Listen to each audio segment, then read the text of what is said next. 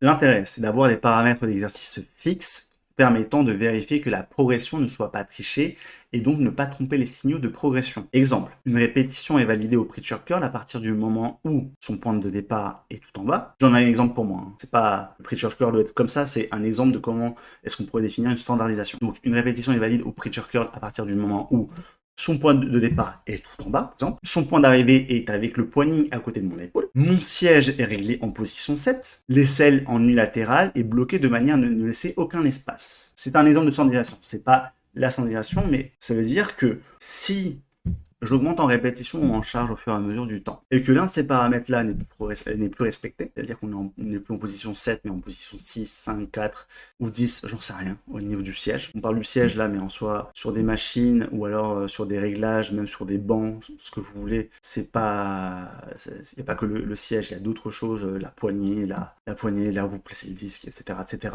Mais aussi, par exemple, si je suis sur, là je vais me remettre en Faceful, mais si clairement je progresse, ah tiens, mais voilà, je commence avec ce niveau d'amplitude, c'est-à-dire je commence vraiment là et je termine là avec le poignet à côté de l'épaule au fur et à mesure, eh bien, comment dire, je continue à augmenter en poids, mais en fait, si visiblement je suis passé de ça à ça, c'est clairement pas la même distance de poids parcouru. Je fais la moitié du chemin, ok, j'ai augmenté en charge, mais en fait, c'est justement en réduisant d'un autre côté l'amplitude. Même chose si cette fois-ci, je suis, imaginons je reste en unilatéral, mais c'est pas vraiment l'aisselle qui est bien collée, histoire de pas m'aider et de pas tricher entre guillemets, eh bien, c'est pas le même exercice. C'est une reproduction de la fonction du muscle qui est donc le biceps, mais pas avec les mêmes paramètres. Donc je change l'exercice là-dedans. Pas parce que ça a le même nom, c'est la même machine, que c'est le même exercice. C'est la même machine, mais avec des paramètres différents. Donc on peut pas dire que j'ai évolué.